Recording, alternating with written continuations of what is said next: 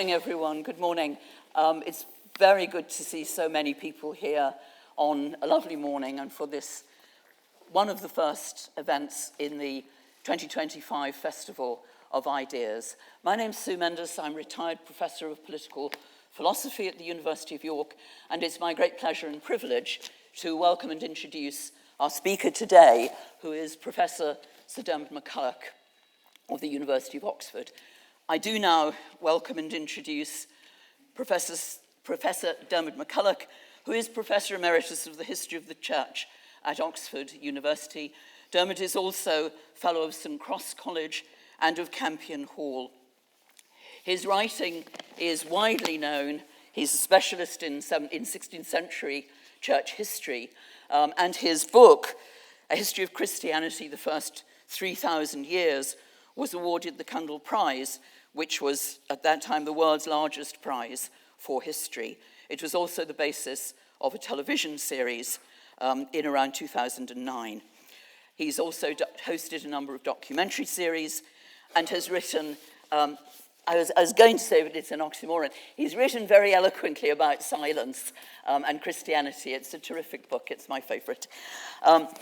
And his most recent book is called Lower Than the Angels, A History of Sex and Christianity, and that will be on sale along with other books of his after the event.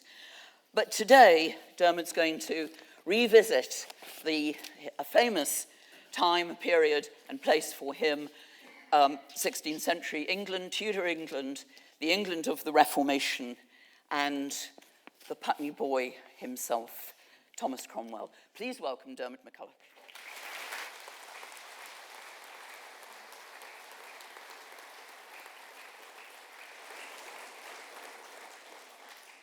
Thank you, Sue. Thank you for coming. It's always a pleasure to come back to York. I was at the festival here before COVID, and now I'm back, which is great, to talk about Cromwell, who is in a rather different place than I think he was when I wrote the book. Let's start with what we know, and let's have a look at him. There he is. And you might say this is the conventional picture, and the conventional picture is where we start. We will have very different levels of knowledge about Thomas Cromwell in this audience, but no doubt quite a lot. Basically, we will remember that he is Henry VIII's faithful servant, involved in many judicial murders for his master, and then judicially murdered himself. Probing down a bit, dissolution of the monasteries is a phrase that comes to mind. Remember Mary Lloyd's famous music hall song, I'm one of the ruins that Cromwell knocked about a bit. And it is not clear whether she was referring, Miss Lloyd, to Thomas or his collateral descendant, Oliver Cromwell. They both knocked ruins about a bit. Moving on from there is why he was involved in the dissolution of the monasteries. The Reformation, key player in the English version of the Reformation, which associates him with other key players, Henry VIII's second queen, Anne Boleyn, and Thomas Cranmer, the Archbishop of Canterbury. So we're building up a picture, the conventional picture here. Some of us are old enough and unfortunate enough to have written an essay when we were in the sixth form, or an undergraduate, on the subject of the Tudor Revolution in government. Older people here will cringe at that memory. Was there a Tudor Revolution? Well, Geoffrey Elton invented a revolution, possibly the most boring revolution in history, because it was all about bureaucracy. And what my old supervisor, Geoffrey Elton, didn't imply by that was the real revolutions that Cromwell was involved in. The revolution of England tearing itself away or being torn away by the king from the Pope. The revolution in government in Wales, when Wales was integrated with government in England, and the failed revolution of doing the same trick in Ireland. Those are real revolutions, and Thomas Cromwell was at the middle of them. Conventional picture, again, the portrait by Holbein, 1532. This is one of the reasons why Cromwell isn't given a very good press. it is a very fine painting with lots of symbolic meanings within it, but at the center of it is this rather puffy-faced civil servant about to lose his temper. And that particular picture, the original Holbein, is now in New York. It sits in a room with a picture I won't show you a slide of, but is that of another Thomas, Sir Thomas More. They're either side of a fireplace in a room in New York. And it is the distinct disadvantage of Thomas Cromwell. More is there, another Holbein, looking noble and a bit saintly-like and a bit martyry. And there is Cromwell, and you can see why you might prefer one to the other.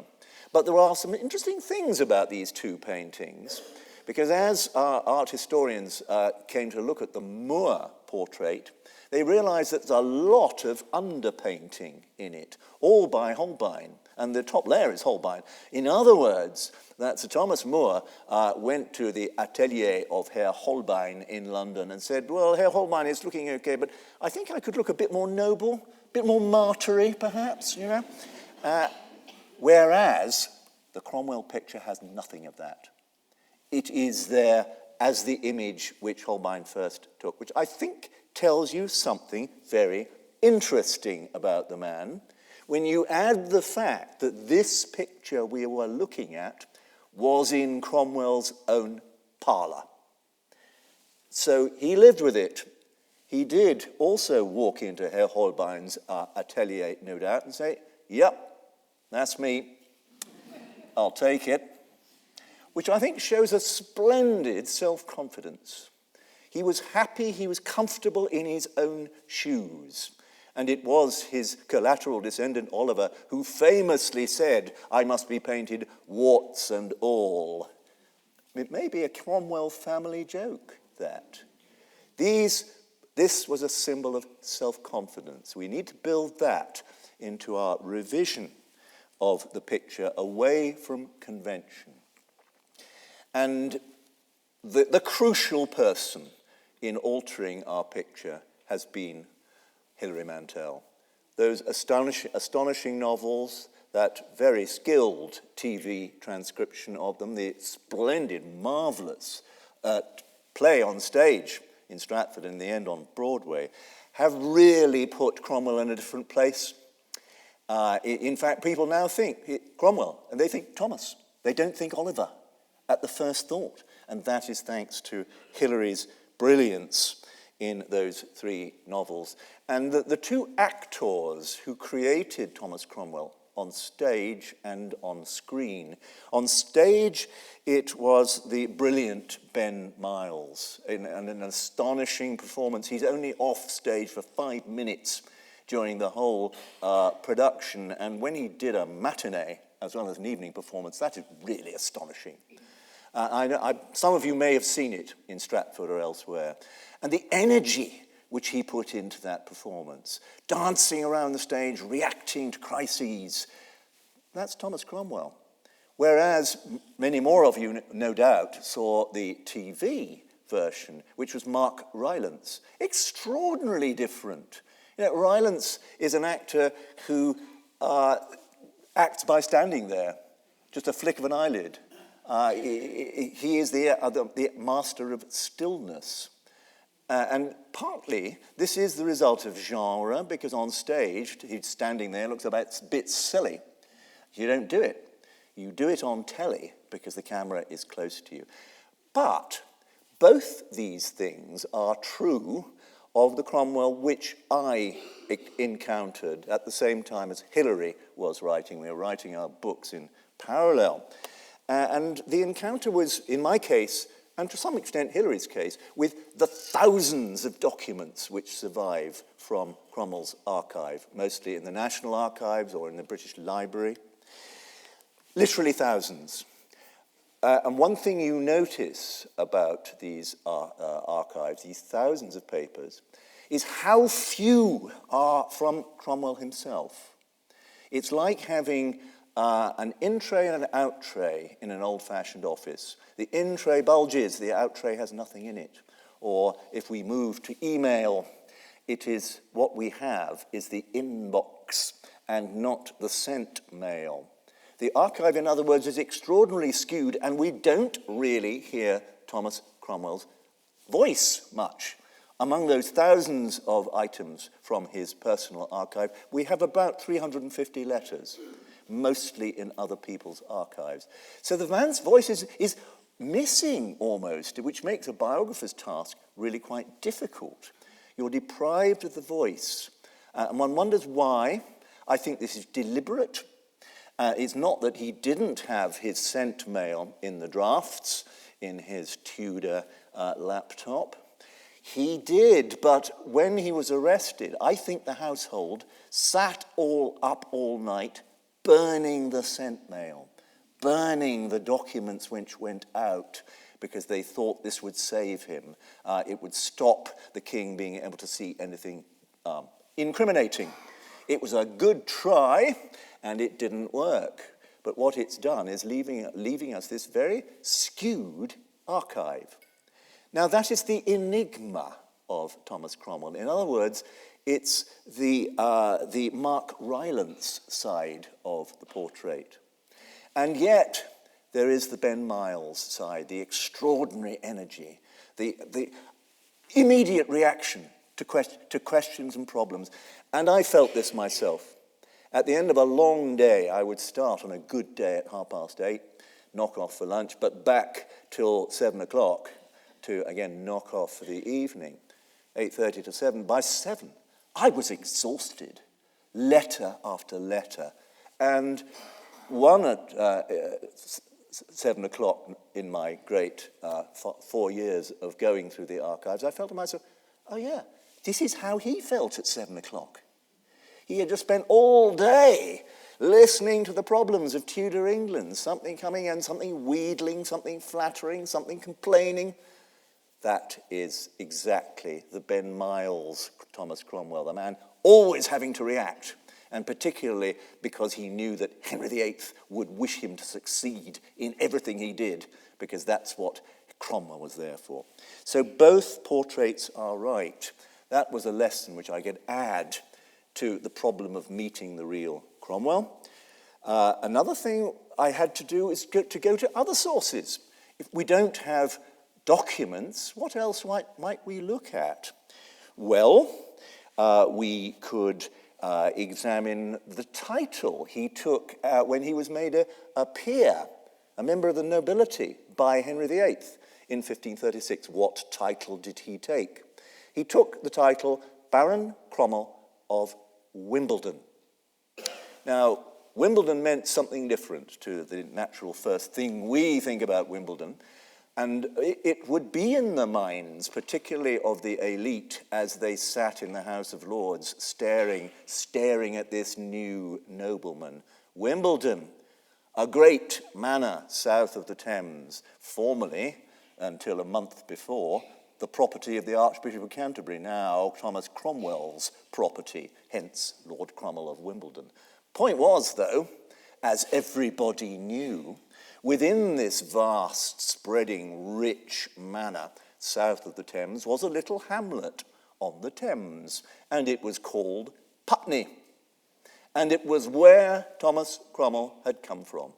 So you see what he's doing with this peerage title. He is thrusting under the noses of the affronted nobility of Tudor England that he's a boy from Putney, son of a miller, son of a brewer. How that must have annoyed them, especially the greatest snob in all Tudor England, Thomas Howard, Duke of Norfolk, who begrudged everything that Cromwell achieved, and that would be part of the story of his fall. So the peerage title, you see, it matches the painting. I don't mind that being in my parlour. I don't mind being Lord Cromwell of Wimbledon. Don't care. That's me. That's me. So I began thinking, I rather like this man. I think he might have something about him. Then I thought of the sheer weirdness of Thomas Cromwell.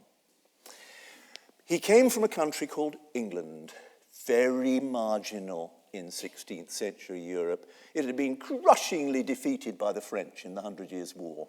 absolutely knocked off the stage. And it was a very insular place. But Thomas Cromwell was not an insular person. He was extraordinarily cosmopolitan, because in his teenage years, he did something pretty unusual. Well, it wasn't unusual because he left Putney. You would, wouldn't you?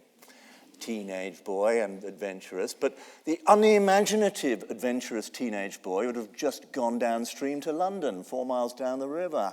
He didn't. He went to Italy. He spent his latter teenage years in Italy, having been through the Netherlands, through France, through bits of Germany, into Italy. And he came back a European, someone from mainland Europe, perhaps the best Italian in all Tudor England. It is a mysterious phase in his life about which we know extraordinarily little. But thanks to one of my young Oxford colleagues, Antonio Pattori, H/T to him, we now know something really fascinating and important and satisfying about Thomas Cromwell in Italy. And that is that he went to the University of Padua and attended lectures. They are there in the archives of the University of Padua. He went to lectures we know about in law and medicine and much else, and realized that, of course, if he is listening to a lecture in Padua, he is listening to it in Latin. And that explains why he was fluent in Latin and actually knew a bit of Greek too, unusually. So he comes back much more educated than that set of noblemen in the House of Lords. No wonder they resented him. Boy from Putney, and he knows Latin and Greek. Ugh. What's that about? So there is a new Thomas Cromwell, a much more interesting Thomas Cromwell than we already had. Then there is the coat of arms he chose. This was formally entered into the College of Heralds' books in 1532. Hold that date in mind. But also look at it beside the other coat of arms, that of his first patron, Cardinal Wolsey, another Thomas. And you will see what Cromwell has done is to take elements from Wolsey's arms and make them his own. Those two black birds, they're Cornish choughs. And the point about that is that this is a symbol of a medieval English saint, Thomas Becket, because Cornish choughs were also called Beckets. And so this is the symbol of any boy called Thomas. He's taken that, but it's also a tribute to the cardinal from 1524, his beloved master, the man who took him from absolute obscurity, a character not in history, to make him one of the people you can't miss in history. So this is really deliberate.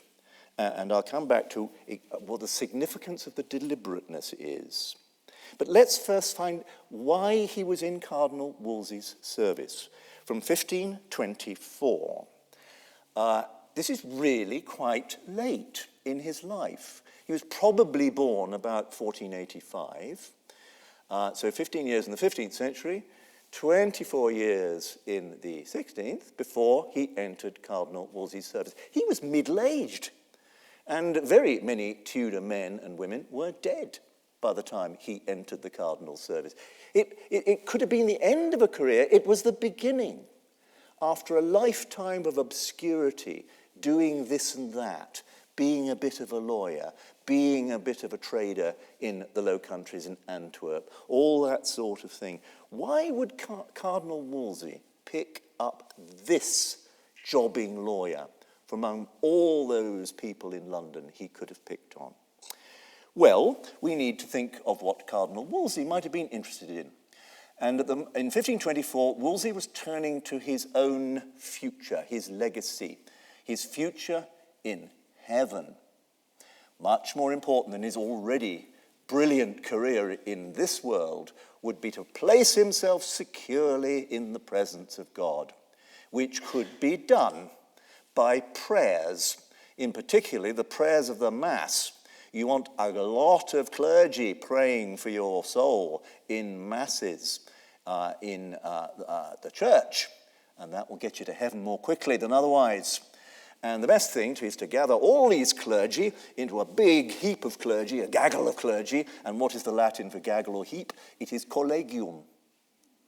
You need to found a college in which these clergy will pray for the soul of the founder, decade by decade, century by century, and that's what he did. He founded a college in his own university, my own, Oxford, Cardinal College, Oxford. It would be fed by a school preparing young men to go on to Oxford. That would be in his birthplace, Ipswich. So that would be Cardinal College, Ipswich. It's the same arrangement which King Henry VI had set up between Eton College and King's College, Cambridge. Only it must be bigger and better than these institutions. It was planned on a huge scale. And Wolsey thought, how shall I finance it? Well, I won't spend my own money on it, though I've got plenty. I will dissolve lots of little monasteries, because I'm the Pope's representative in England. I can do that. That's one of my jobs, reforming the church. So he put Cromwell to work on dissolving monasteries. Lots of them, all over southern England. Well, again, that doesn't really explain why Cromwell. The point is that associated with this double collegiate foundation would be a tomb. We're not sure exactly where it was meant to be. It might have been Westminster Abbey to sort of complete a golden triangle of Wolsey-related sites. But who's going to build the tomb? The best people around are Italians. They had just completed a monument for King Henry VII, which you can go and see in Westminster Abbey. It is magnificent. And Pietro Torrigiano was no longer around, but another sculptor from Florence was, Benedetto Rovezzano. And so he was set up in a workshop in Westminster to build the tomb. Rovezzano, eh? You need someone who speaks Italian to talk to Benedetto as he's building up this extraordinarily huge monument. It's got to be bigger than Henry VII's, of course, and more splendid. So that is Cromwell's role. The best Italian in England is there to build the best tomb in cooperation with Signor Rovezzano. You see the way that Cromwell is both, you see, an Englishman and an Italian. He can go into the workshop of Signor Torrigiano, Rovezzano, and say to Signor, what a lovely day it is. The Cardinal is in very good mood, and he's so delighted by how things are going. But the nose, he thinks the nose might just change a little bit. Can you just tweak it out? And a joke in Italian, job done. He's back to the Cardinal saying, Your Grace, it's fine, it's all right, it's sorted. That's why it's Cromwell. 1524, he has the legacy project, dissolving the monasteries, negotiating with the Italians to create the Cardinal's legacy. That explains how he appeared in public life. Let's get back to the heraldry. Cromwell may have used this coat of arms on the right while he was in service to the Cardinal. That would make sense. But he only registered it with the College of Heralds in 1532, by which time the Cardinal had been dead for 3 years, and the whole political world had shifted. And now another wife was about to appear on Henry VIII's arm, Anne Boleyn. And this is an extraordinary thing to do in those circumstances, because Anne hated the Cardinal. She blamed the Cardinal for not getting her marriage smoothly through, getting the annulment of Henry VIII's first marriage to Catherine of Aragon through. She blamed the Cardinal, and she, if anyone did, destroyed the Cardinal. She poisoned the mind of the king towards the Cardinal. And Cromwell, the devoted servant of the Cardinal, remembered that. He might now be the king's servant, but he was also the Cardinal's man. And so this heraldry is giving a message out. as we read road signs at the present day, because if we don't, something unpleasant happens to us, you would read heraldry in the 16th century, and Anne would read this, and she would say, "Cardinal's man, Cardinal's man." This is an act of defiance against Queen Anne, Queen-to-be Anne at the time, which goes against the conventional picture of how they related. Because they were both favourers of the Reformation, has been lazily supposed since the 16th century that they were mates, that they were colleagues. No, they weren't. They hated each other. And when Anne became queen, she actually held Thomas Cromwell's career back. You can see it. He never got a knighthood during her reign. He should, conventionally, because he'd played quite a bit of a role in preparing the paperwork to get her to be queen, you'd think he'd get a knighthood at the coronation. No. And that peerage title, Lord Cromwell of Wimbledon, came after Anne's execution. It is part of Cromwell's revenge on a woman he hated. And all this is a bit surprising, and there are more surprises too as I went through the papers, created the biography. I realized that if Cromwell and Anne hated each other, this would mean that Cromwell was drawn to another great lady at court, the Lady Mary. Mary, the daughter of Queen Catherine of Aragon. Far from being enemies, far from Mary resenting the part which Cromwell had played in pushing Catherine aside, Mary saw him as her protector. And in many ways, the fall of Anne was underpinned by a silent agreement between Mary and Cromwell, that she would be heir to the throne once Anne had gone. She was formally recognized as heir to the throne. So they're brought together. And there are signs of mutual esteem and admiration.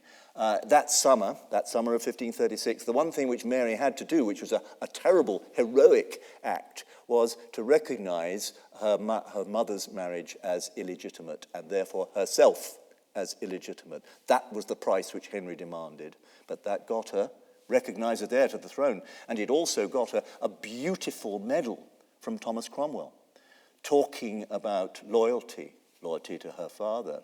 A magnificent piece of Renaissance art, one of the first in Tudor England, insular Tudor England, now seeing this Renaissance art. And so it went on, because it looks as if Mary was godmother to Thomas Cromwell's first grandson, who came along in 1538. And the previous year, on 14th of February 1537, there is an entry in Thomas Cromwell's accounts, 14th of February, for 20 shillings of gold to be a valentine to my Lady Mary. Think of that. Thomas Cromwell is now sending a Valentine's card to Mary. And there were rumours they might actually marry. Well, they didn't. But all this is going in the same direction. And it's all, the story I'm telling you is a bit surprising, isn't it? He loves the cardinal. He is esteemed by the Lady Mary. How can this be with the man who we know was already fascinated by the Protestant Reformation in the 1520s? Well, perhaps he thought that Wolsey would lead the Reformation. After all, Wolsey talked a lot about reforming the church. But there is also a certain doubleness there. He loved Wolsey, but as he was doing Wolsey's bidding, he was also pursuing his own agenda in favour of the Reformation. For instance, one of those little monasteries which he was administering for Cardinal College, Oxford, was turned into a sort of country plague retreat from Oxford for the scholars of Cardinal College, Oxford. But the man who was administering this little priory, a place called Pofley, turns out to have been a Lollard, one of that dissenting group from pre-Reformation England. And it was Cromwell who had recruited him. And the family of this man were all card-carrying Lollards, rather prosperous ones. And they were given favours by Henry. More than that, the scholars of Cardinal College, Oxford, were recruited not from Oxford, but from Cambridge, where Thomas Cromwell had many links. And in 1528, to everyone's surprise and alarm, they all turned out to be favourers of the Reformation. It was a national scandal. And it was clearly Thomas Cromwell who had put them there. So already he is sort of adopting the cardinal's activities towards his own. And I could give you more supporting evidence for that, but we must move on to see why he entered the service of King Henry VIII as cardinal's position tottered and he was forced to come nearly to York to actually go to his archdiocese for the very first time in his career. Cromwell was left behind in London to look after his affairs, advise him, tell him what was going on at court, because now Cromwell was at court, also in the service of Henry VIII, now serving two masters. What was he doing for the king? Well, one thing he was doing for the king was to move the tomb to be Henry VIII's tomb. No longer would it be the cardinal's tomb. It would be reconfigured for King Henry VIII. It never got to where it might have been, and there are just fragments of this tomb now. One, if you go to St. Paul's Cathedral, go into the crypt and look at the mausoleum of Admiral Lord Nelson, the big marble casket in the middle is actually from Cardinal Wolsey's tomb, stroke Henry VIII's tomb. A rather fitting end for Henry VIII's ambitions. But you see, he was doing the same thing. He was talking to the Italian sculptors who were still there in Westminster to change the tomb round. More generally, what he was doing for the king was to be what you might call secretary for Wolsey-related affairs. That is, the confiscation of Wolsey's properties, the redesignation of them as royal estates, and just generally sorting things out. He was the best person to do it. He knew the estates. Secretary for Wolsey-related affairs. And from then, his activities gradually spread. Very interesting, towards the church first. Later, he would get an extraordinary title from the king, vicegerent in spirituals, which really means being the deputy of the king in the new Church of England. And it's interesting he should go in that direction, because really this vicegerent was Wolsey. It was Wolsey in the service of Henry VIII.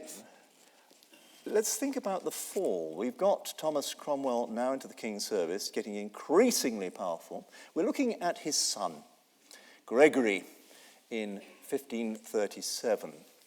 The point of doing all this, the point of any Tudor statesman's career, is to become a dynasty, to cease to be just a person, and found a long-standing noble dynasty.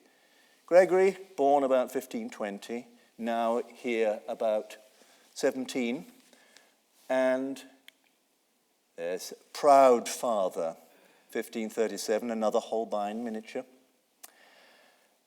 Why 1537? Because in that year, Gregory got married, made an extremely good marriage to her. What a lady she looks from this proud picture, which is now in Spain, another Holbein. They're all Holbeins. But look at her surname, Seymour. This is the king's current wife's sister. Gregory Cromwell, grandson of the miller and brewer in Putney, has now married the king's sister-in-law, which in an informal sense, from 1537, made Thomas Cromwell the king's uncle. And it certainly made Gregory the uncle of the heir to the throne born to Queen Jane Seymour in 1538. And that's extraordinary. And put yourself in the position of Thomas Howard, Duke of Norfolk, already simmering from that peerage title, Lord Cromwell of Wimbledon. And now he is looking at a a man who has done what, of course, he has done twice, married into the royal family. It will be twice. He's already got Anne Boleyn. That didn't work very well. And it will go on to be Catherine Howard. That didn't work well either. But this did, because Jane Seymour was the favourite wife of all King Henry's wives. His beloved son, Edward, was their son. And Elizabeth is their very powerful lady indeed. Let's look at the two of them, side by side, son and father. And if we are to analyse the fall of Thomas Cromwell, I don't think we really need to say much more. Because the nobility of England had so many reasons to hate Thomas Cromwell. He was cleverer than them. He was more cosmopolitan than them. For the conservatives among them, he was also the symbol of reformation, effortlessly outlasting Queen Anne Boleyn. He was a symbol of a future they hated. And for all those reasons and more, they would just wait for Henry to turn against his servant. And that was always a possibility. Henry had an extraordinary ability to shut his ears when he wanted to, or open them again if he wanted to. So what would be happening at court would be a constant stream of poison against Master Cromwell, or now my Lord Cromwell, and soon my Lord of Essex, one of the oldest titles in England. 1540, he's made Earl of Essex. And you just need to wait for the king to open his ears to hear the poison. And that is what happened in 1540. For actually a very conventional reason. The part of the story, the conventional story of Cromwell, which is right, is the disaster of Henry VIII's fourth marriage to Anne of Cleves. And it was all going to go so well. Henry needed a new wife because of the tragic death of Queen Catherine Queen Jane Seymour in the birth of Prince Edward. And Thomas Cromwell would have something of an advisory role in this, and his aim would be to stop Henry VIII marrying another member of the Tudor nobility. Because you see, he's quids in now. He's quids in with the Seymours. He does not want any rivals. So that means trying to keep the Howards out of it for a start. We must look abroad. But curiously, not many foreign princesses wanted to be Henry VIII's wife. So we went down the scale. We started with the Duchess of Milan, who's a Habsburg. No, she won't do it. And then down through the French, down through the various levels, until we got to Cleves, which is a duchy in what is now Western Germany. It is not really very important, frankly, but the Duke of Cleves does have two lovely daughters, and one is chosen, Anne, to be the perfect bride for Henry. It helps that the Duke of Cleves is not very fond of his superior, his feudal superior, the Holy Roman Emperor. Neither is Henry. So that's a good alliance. The Duke of Cleves does not really like the Pope much and has restructured the church in his dominions rather like Henry was doing in England. So all this works pretty well. It looks like a marriage made in heaven. And so envoys were sent over. Famously, Holbein went, produced a portrait. But it is an 18th century myth that this portrait flattered Anne, because it looks extraordinarily like a portrait of Anne produced by the Cleves court, which is now in the President's Lodging of St. John's College, Oxford. They're very similar. And actually all the English envoys who went to Cleves looked at her and said, yeah, she's all right, bit dull, but it's all right. And as they escorted her back to England, they said the same sort of things. Yeah, she's picking up English card games, she's all right, can't speak English, but who cares? And so it all looked all right until Kent and Henry set eyes on her in disguise at Rochester and hated her instantly. This is baffling. No one else said she was a Flanders mare or anything like that. Henry just took again her, and that was fatal to Cromwell, because all the legal arrangements had been made, and Henry had to go into the wedding, the gloomiest wedding in Tudor England, and then the gloomiest night afterwards in bed with Anne. What could he do? He had been trapped into marriage, which he had agreed to. The lawyers had done all the work. How could you get out? Well, you could only get out by annulling this marriage, and there are a limited number of reasons why you can annul a marriage. In other words, say it never existed in Catholic canon law. And the only one available was impotence, non-consummation. Henry VIII would have to say, I have been impotent with Anne. Can you imagine Henry VIII standing in front of a set of po-faced clergy having to say that? It's there in the papers. That destroyed Thomas Cromwell. Thomas Cromwell had humiliated the king in the most vulnerable part of his extremely vulnerable psyche. And in that mood, the ears opened. All the poison that the nobility had been pouring towards the ears now entered them. Cromwell is a heretic. Cromwell is a traitor. The king listened. He allowed Cromwell to be arrested, off to the Tower of London, and Cromwell never saw him again. That is the crucial thing. If Cromwell had been able to look Henry in the eye and say, can you really destroy me? Surely, your grace, all we've been through. Henry would have crumbled. Henry was very bad at looking people in the eye. But if you did get his eye, it's exactly what Thomas Cromwell did 3 years later, when he was arrested in the same way, in the same room, by the same nobility. The previous night, he had gone to the king and said, can you really arrest me? And the king said, no. Here is my ring. Put it on your finger. And when you're arrested, just... Cromwell never had that chance. That is the swing of history which made Cromwell's career end. And yet so much followed. The king's mood veered. Only a few weeks after the execution, he was already saying to his privy councillors, why did you let me execute Cromwell? Best servant I ever had. And that boy, Gregory, got his own peerage as a way of the king saying, sorry, killed your father, never mind. You can be Baron Cromwell, not Earl of Essex, okay, but Baron Cromwell. And the person who had really achieved that, oh, I've done it again. I was going to show you that picture of Elizabeth you've just seen, but it doesn't really matter. Oh, there she is. She has appeared. Well, look at the determination there. We have the letter she wrote to the king, saying, I know my father-in-law, terrible man, it's awful, I'm very ashamed, but think of my poor sons, my poor children. And it worked. That's what got Gregory his peerage.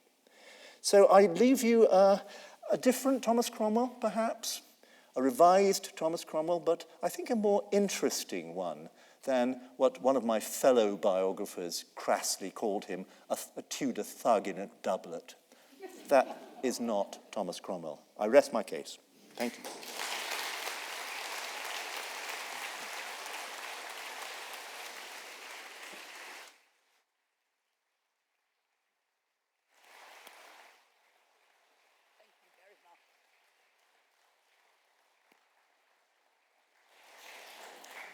Thomas, thank you very much indeed for that sobering story of intrigue and poison and humiliation all in 45 minutes. We have some time for questions. I'm conscious that we started a little bit late, so we'll run on a little bit longer.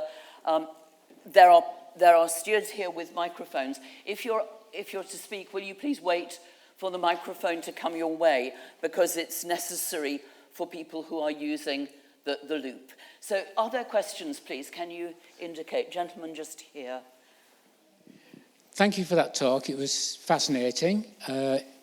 Things that you were saying there weren't even in the book, because I've read your book on Cromwell. One of the things that often features in the fall of Cromwell is the closure of Thetford Priory. I've seen it described by, I think it was your fellow historian who called him a thug in a doublet, described as Cromwell's most aggressive and personally vindictive act.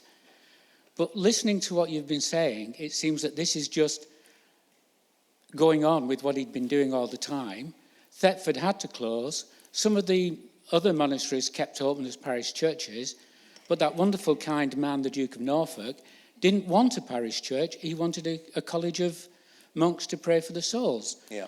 So it seems to me that it's not quite the misstep that it's often said to be. It just seems to be the logic of what's been going before with the dissolution and with Cromwell's attitude from how you've described it now. I just wondered what your views were. I think it is more than that, because Thetford is about the last monastery to close. It's February 1540. It's the time that the handful of monasteries which became cathedrals were closed.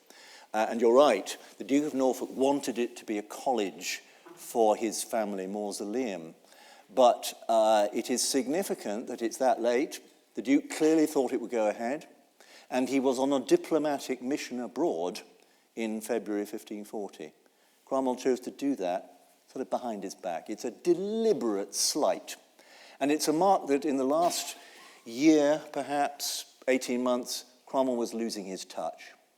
He was just overreaching.